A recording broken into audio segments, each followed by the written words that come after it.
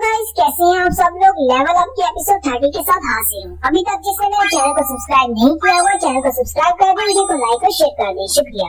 Episode की शुरुआत में अमेरिका का सीन दिखाया जाता है, जहाँ पर वो अजीब हंटर उन्हें मिला था। अमेरिकन गिल्ड एसोसिएशन वाले उस अजीब हंटर को अपने ब्यूरो में ले आते हैं और उसे इन्वेस्टिगेशन रूम में बिठा देते हैं। चीफ इन्वेस्टिगेशन टीम से पूछते हैं, क्या तुम्हें पता चला ये बंदा कौन है। इन्वेस्टिगेशन टीम का बंदा उन्हें कहता है, ये बंदा कह रहा है कि ये साउथ कोरिया से है और ये एक इंसान है। चीफ उसे कहते हैं, ऐसा कैसे हो सकता है, साउथ कोरिया का एक हंटर वहाँ पर अपने डंजन में गया था, तो यहाँ भी डंजन में से कैसे निकल सकता है। अमेरिका तो वहाँ से बहुत ज्यादा दूर है। इन्वेस्टिगेशन ऑफिसर चीफ को बताता है, इस बंदे ने बताया है कि 10 साल पहले साउथ कोरिया के डंजन के अंदर गया था। डंजन का गेट बंद होने की वजह से ये डंजन के अंदर ही फंस गया। जब इसकी आंख खुली तो ये अमेरिका में था। चीफ उसे कहती है, ये तो बहुत ही अजीब सी सिचुएशन है। अचानक एक हंटर एक ए रैंक की डंजन के अंदर से बाहर निकलता है और हमारी पूरी ए रैंक की हंटर्स की टीम इसके सामने बिल्कुल बेबस है। ये तो बहुत ज्यादा स्ट्रॉन्ग है। क्या तुम लोगों को इसके बारे में सिर्फ इतना ही पता चला है, इसके अलावा और कुछ नहीं पता चला। इन्वेस्टिगेशन ऑफिसर चीफ से कहती है, हमें लगता है कि ये एक मॉन्स्टर है जिसके पास ह्यूमन मेमोरीज है। एक एस रैंक के हंटर के यहाँ पर न होने की वजह से पूरा यूनाइटेड स्टेट मुश्किल में पड़ सकता है। हमें पहले किसी एस रैंक के हंटर को यहाँ पर बुलाना चाहिए। हमने अमेरिका में अपनी इन्वेस्टिगेशन की है। स्कैवेंजर गिल्ड में एक कोरियन हंटर है जो कि कोरियन बोल सकता है। हमने उसको यहाँ पर बुलवाया है, वही आकर इससे बात करेगा। चीफ उसे कहती है, क्या तुम स्कैवेंजर गिल्ड के डांसो की बात कर रही हो, वो तो एक एस रैंक का हंटर है, क्या वो यहाँ पर आ रहा है। ऑफिसर उन्हें कहते हैं, जी उसने कोरिया में अपना बिजनेस खत्म कर लिया है और वो वापस आ रहा है और सीधा हमारे ब्यूरो में ही आएगा। हम कल सुबह दोबारा से इंटेरोगेशन शुरू करेंगे। नेक्स्ट सीन डांसू का दिखाती है। डांसू एयरपोर्ट से वापस आ रहा होता है, कहता है, कितना बुरा दिन है। छोटे कीड़े को मैं अपने हाथों से मसलना चाहता था, लेकिन वो एक रेड गेट के अंदर फंस गया है। चीफ इन्वेस्टिगेशन ऑफिसर से कहते हैं, इसका नाम क्या है। ऑफिसर उसे कहते हैं, कोरियन लैंग्वेज मुझे ठीक से आती तो नहीं, पर उसने अपना नाम बताया था। उसका नाम संग इन वॉन है और वो एक साउथ कोरियन हंटर है। तो यहाँ पर मैं आपको एक हिंट देता हूँ, संग जिनवू भी साउथ कोरिया में रहता है। नेक्स्ट सीन डीमन कासल का होता है। जिनवू उस कासल वाली बिल्डिंग में पहुँच जाता है जिसके बहुत ज्यादा फ्लोर्स है। जिनवू कहता है, इस कासल के अंदर बहुत सारे डीमंस हैं जो कि इतने ज्यादा पावरफुल नहीं। जैसे जैसे मैं ऊपर जाता जा रहा हूँ, डीमंस पावरफुल होते जा रहे हैं। हर फ्लोर पर एक डीमन ऐसा होता है जिसके हाथ में एक परमिट होता है। उस परमिट के बिना मैं नेक्स्ट फ्लोर पर नहीं जा सकता। और अगर इस टावर के 100 फ्लोर्स हैं, तो इसका मतलब हर फ्लोर के ऊपर एक नया वर्ल्ड है जिसके अंदर डिफरेंट तरह के डीमंस हो सकते हैं। जिन्हों आस्ता आस्ता फ्लोर्स को क्लियर करते हुए 27 फ्लोर पर पहुंच जाता है। जिन्हों कहता है, जैसे जैसे टाइम गुजरता जा रहा है और मैं डीमंस को मार रहा हूँ, मेरा लेवल अप होता जा रहा है और मेरी पावर भी बढ़ती जा रही है। यहाँ पर मेरा असल मसला टाइम है, मेरे पास इतना टाइम नहीं। अगर यहाँ पर 100 फ्लोर्स है तो मैं एक हफ्ते के अंदर 100 फ्लोर्स को क्लियर नहीं कर सकता। जब मुझे पहली बार इसकी की मिली थी तो मुझे लगा था शायद एक एस रैंक की डंजन है, लेकिन ये सारे डीमंस इतने ज्यादा वीक है कि मैं तो बहुत ज्यादा बोर हो गया हूँ। फिर जिन्हों सारे फ्लोर्स को क्लियर करते हुए 50 फ्लोर पर पहुँच जाता है। 50th फ्लोर पर पहुंचने पर दिखाया जाता है कि उसके पास अभी तक सिर्फ 2000 सोल्स ही हैं जो उसने इकट्ठी की है। 50वें फ्लोर पर जिन्नू को 50वें फ्लोर का गार्डियन मिलता है जिसका नाम वुल्कैन होता है। वुल्कैन के साथ उसके स्पेशल गार्ड्स भी होते हैं। वुल्कैन एक बड़ा सा और मोटा सा गोल मटोल सा डीमन होता है जो कि एक बड़ी सी चेयर पर बड़ी सी तलवार लेकर बैठा होता है। जिन्नू उसे देखकर होश हो जाता है और कहता है, चलो कोई तो डीमन काम का निकला, मुझे लगता है ये बॉस है। साथ ही जिन्हों अपने शैडो सोल्जर्स को भी बाहर निकाल लेता है। सबसे पहले वो अपने मैजिशियन शैडोज के साथ उन पर अटैक करता है। फिर वो इग्निस और आयरन से कहता है, बाकी सबको तुम लोग संभाल लो। वोल्कन के गार्ड्स भी काफी ज्यादा पावरफुल होते हैं। जैसे उन्हें पता लगता है कि कोई इंट्रूडर वहाँ पर आ गया है, वो अटैक करने के लिए आगे बढ़ते हैं। जिन्हों अपने स्टैग मोड को एक्टिवेट करता है और वहाँ से गायब हो जाता है। शैडोज और गार्ड्स के दरमियान फाइट स्टार्ट हो जाती है। इग्निस एक गार्ड को मार देता है। जिन्हों अपने स्टैग मोड में वहीं पे खड़ा होता है और कहता है, मेरे शैडोज तो पावरफुल होते जा रहे हैं, ये भी मेरे साथ लेवल अप होते हैं। जितना ज्यादा मैं अपने इंटेलिजेंस स्टैट में पॉइंट्स ऐड करता हूँ, ये उतनी ज्यादा पावरफुल होते हैं। जितना ज्यादा मैं लेवल अप होता हूँ, उतनी ज्यादा नंबर्स ऑफ शैडोज को मैं सेव कर सकता हूँ। जिन्हों सामने वोल्कन की तरफ देखता है तो वो बड़े ही आराम से बैठा होता है। जिन्हों कहता है, वोल्कन क्यों आराम से बैठा है, ये अटैक क्यों नहीं कर रहा।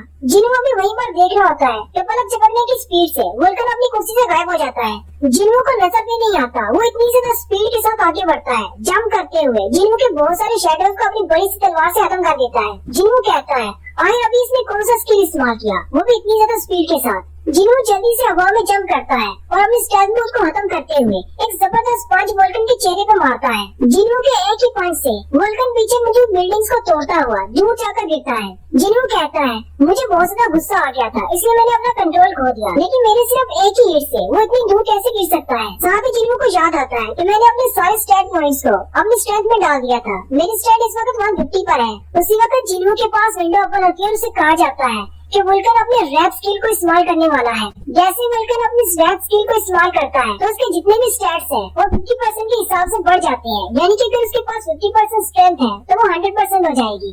जिन्हों कहता है ये तो बिल्कुल वैसा ही स्किल है जैसा साइबरस ने इस्तेमाल किया था। साथ ही विंडो ओपन होती है और कहा जाता है रैप स्किल की वजह से वुल्कन को बहुत ही कम दर्द होगा। वुल्कन की स्पीड भी पहले से 50% ज्यादा बढ़ जाती है। वो तेजी के साथ जिन्हों पर अटैक करने के लिए आगे बढ़ता है। जिन्हों कहता है इस स्पीड पर मैं इसको डॉज नहीं कर पाऊंगा, मुझे कुछ तो करना होगा। जिन्हों जल्दी से आयरन को पुकारता है। आयरन अपनी शील्ड को जिन्हों की तरफ फेंकता है। जिन्हों आयरन की शील्ड को पकड़ लेता है और वुल्कन के सामने कर देता है।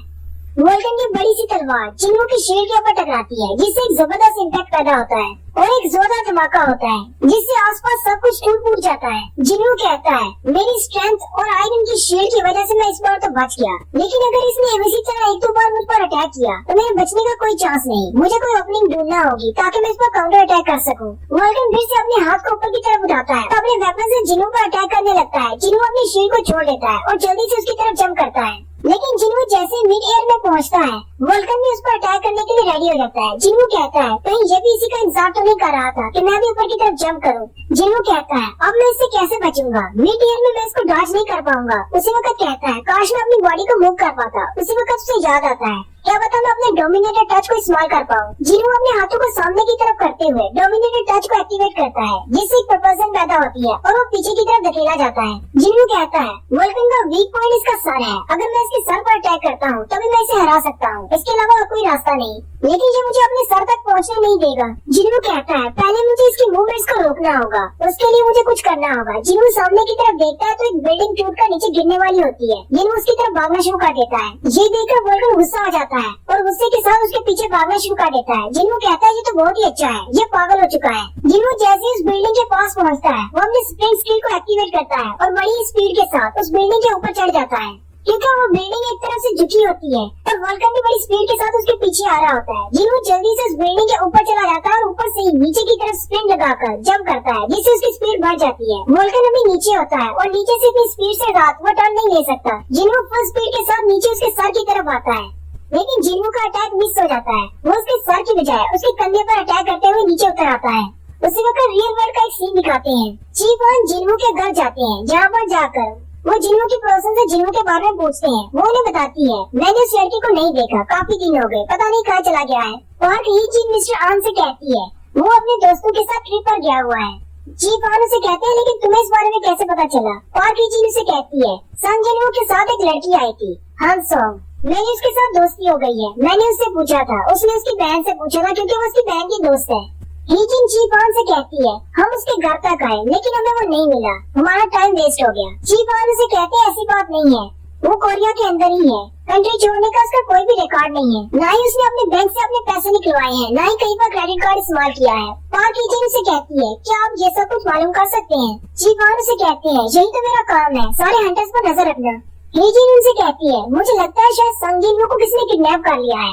चीफान हंसते हुए उससे कहती है क्या तुम्हें लगता है कि संगजिन को कोई किडनैप कर सकता है। मुझे लगता है कि संगजिन को किडनैप करने के लिए एक स्पेशल टीम की जरूरत है जो कि एस रैंक की हंटर्स पर मुश्तमिल हो और तुम ये बहुत अच्छी तरह से जानती हो।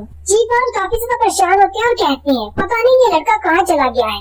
नेक्स्ट सीन फिर से डीमन कासल का होता है। जिन्हों अभी भी वुल्कन के साथ फाइट कर रहा होता है और थोड़ी देर की फाइट के बाद दिखाते हैं जिन्हों वुल्कन को हरा देता है। वुल्कन के मरने के साथ ही जिन्हों को बहुत ही अच्छी अच्छी आइटम्स मिलती हैं। जिन्हों को रिवार्ड के तौर पर 4 चीजें मिलती हैं। जिन्हों लास्ट वाली को अपने पास रख लेता है और कहता है ये तो बहुत ही अजीब सी चीज है जो कि एक लकड़ी का टुकड़ा होता है जो कि वर्ल्ड ट्री फ्रेगमेंट है। उसकी डिस्क्रिप्शन ये होती है कि वो इसे किसी भी किस्म के मैजिक आइटम में इस्तेमाल कर सकता है क्योंकि इस वुड की क्वालिटी बहुत ज्यादा अच्छी है। जिन्हों कहता है अभी के लिए तो मुझे नहीं पता कि इसको कैसे इस्तेमाल करना है, लेकिन मैं इसे अपनी इन्वेंटरी में रख लेता हूँ, शायद कल को मुझे इसका कोई इस्तेमाल मिल जाए। रिवॉर्ड के तौर पर उसे एक डीमन ईयरिंग मिलती है।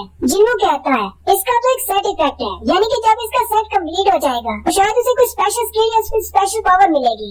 जिन्हों से अपने कान पे लगा लेता है और कहता है क्या पता इन डीमंस को मारते हुए मुझे बाकी की आइटम्स भी मिल जाए और मेरा सेट कंप्लीट हो जाए। और तीसरे नंबर पर जिन्हों को एक मैजिक स्टोन मिलता है। जिन्हों कहता है अगर वो मैजिक टाइप होता तो मैं इससे अपनी पावर को इंक्रीज कर सकता था। जिन्हू कहता है इससे मैं अपने मैजिकल पावर्स को डबल कर सकता हूँ। उसी वक्त जिन्हू साइड पर देखता है तो इग्रिस बहुत सारे डीमंस के सर काट के उसके सामने रखता है और घुटने टेक कर बैठ जाता है। जिन्हू से कहता है क्या तुम ऐसा करना बंद करोगे, दूसरों पर बुरा असर पड़ रहा है। जिन्हू दूसरी तरफ देखता है आयरन वोल्कन का बड़ा सा सर काट कर खींचता हुआ उसके पास लेकर आ रहा होता है। जिन्हू इग्रिस से कहता है आयरन भी बेवकूफ है, वो तुम्हारी नकल कर रहा है। जिन्हू कहता है चलो इसे करने दो, वैसे भी इसने मुझे अपनी शील्ड दी थी। उसी वक्त जिन्हू को याद आता है इसका मतलब मैं दूसरों के मैजिक को यूज कर सकता हूँ। आयरन वोल्कन के सर के साथ खड़ा होता है जबकि बाकी के सोल्जर्स बहुत ज्यादा खुश हो रहे होते हैं। जिन्हू अपने शैडो सोल्जर्स में से कहता है तुम में से मैजिक यूनिट वाले यहाँ पर आ जाएं। उन शैडोज में से एक मैजिक यूज करने वाला शैडो जिन्हू के पास आता है। जिन्हू अपने उस मैजिकल ऑर्ब को उसके हाथ में पकड़ा देता है और कहता है सामने वाली बिल्डिंग पर फायर अटैक करो। वो अपने मैजिक को इस्तेमाल करते हुए सामने वाली बिल्डिंग पर अटैक करता है। उस मैजिकल ऑर्ब की वजह से उसकी मैजिकल पावर डबल हो जाती है जिससे एक बहुत ही जबरदस्त धमाका होता है। जिन्हू मुझे देखकर बहुत ज्यादा खुश हो जाता है और कहता है ये तो बहुत ज्यादा इंटरेस्टिंग है, इससे तो मैजिकल वर्ल्ड में तहलका मच जाएगा। मैजिक यूजर्स तो इसको लेने के लिए पागल हो जाएंगे। और यही बार हमारी एपिसोड 30 का एंड होता है। एक्सप्लेनेशन अच्छी लगी हो तो कमेंट करके जरूर बताएं। चैनल को सब्सक्राइब कर दें, वीडियो को लाइक और शेयर कर दें। शुक्रिया।